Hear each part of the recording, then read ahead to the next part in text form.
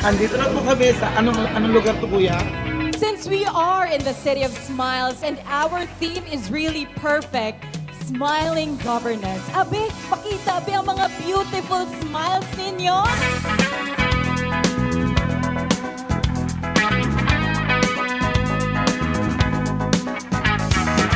We are entrusted by the people at the grassroots level. This trust means we are fully accountable for upholding transparency, effectiveness, and fundamental principles of good governance. Let us remember that we have been chosen to serve, not to be served.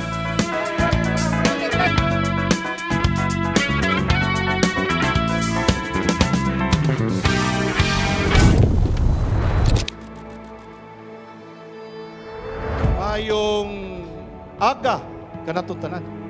This provincial congress is very successful. Gani, I was looking at the number of our attendees for this year. Aning ato ang provincial congress, niabot yung tag 1,400. Sa atong panagtapo karong adlaw alang sa Cebu Province Liga ng mga Barangay Assembly, ato kining tan-awon na dili lamang isip usa ka meeting nga usa ka adlaw lang, kundi usa ka higayon sa pagpalig-on sa atong panumpa nga liderato, mo serbisyo, aksyon para sa katawhan.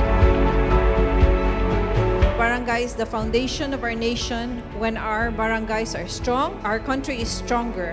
And that strength comes from the leaders like you, leaders who remain committed, who continue to serve, and who show up for their communities no matter how challenging the work may be.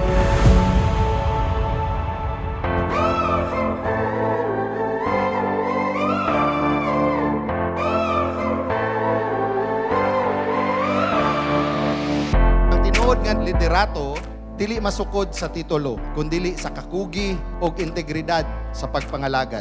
Kita isip mga leader sa atong nagkadaiyang mga barangay.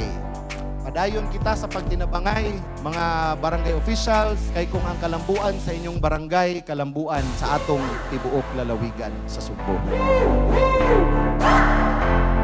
Congratulate ko again sa Liga, pinanguluhan ni Board Member Kining, sa ato nga Governor Pam. Pakalaom kamo nga ang Cebu Provincial Government pagpadayon, pag-alagad, pagtabang kaninyo.